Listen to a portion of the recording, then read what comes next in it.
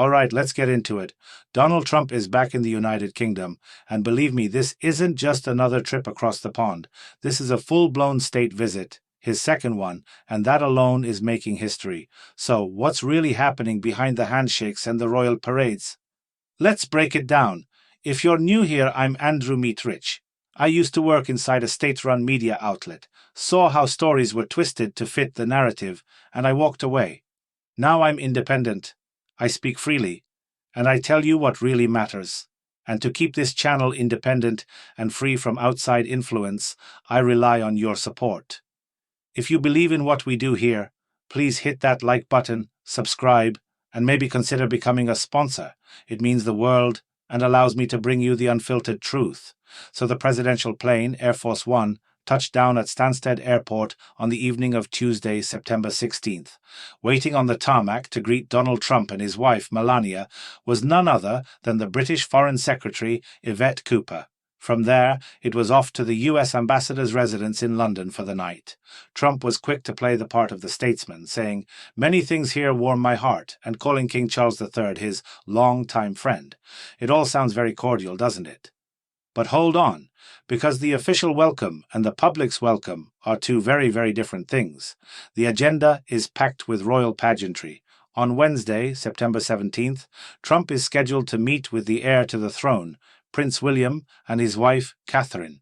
After that, it's a carriage ride through Windsor with King Charles III and Queen Camilla themselves. That's where the President and First Lady will be staying. And of course, the day will be capped off with a grand state banquet. But while the champagne glasses are clinking inside, the streets outside are telling a much different story. Before Trump even arrived, a group of activists called Led by Donkeys made a very loud and very visual statement.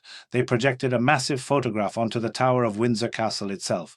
And what was the picture? It was Donald Trump with Jeffrey Epstein, the disgraced billionaire who was accused of horrific sexual crimes. And they didn't stop there. They also projected a photo of Epstein with Prince Andrew, the king's own brother. Police detained 4 people for that, but the message was sent loud and clear, beamed directly onto the walls of the royal residence. Talk about an unwelcome mat. And this brings us to the core of the visit. This isn't just about ceremony. On the following day, Trump is set to meet with the Prime Minister Keir Starmer. On the table is a massive multi-billion-dollar economic agreement. We're talking about cooperation in high-tech industries and nuclear energy. This is a huge deal with enormous financial and strategic implications. But what else is on the agenda? The war in Ukraine. The world will be watching to see what signals are sent, what promises are made, and what direction this critical support might take under this potential administration. It's a moment of major consequence.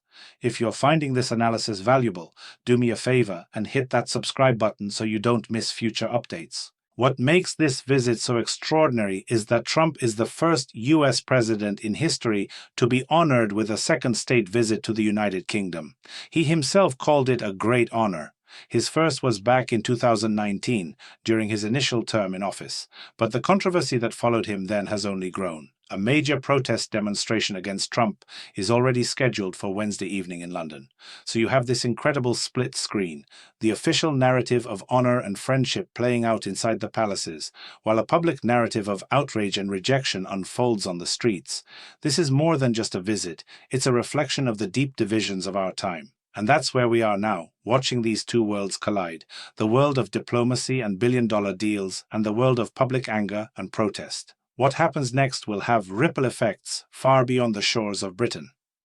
Thanks for tuning in. To keep getting this kind of in-depth analysis that goes beyond the headlines, please hit that like button, subscribe to the channel, and if you can, consider becoming a sponsor. Your support is what makes this independent platform possible. I'll be tracking this story as it develops.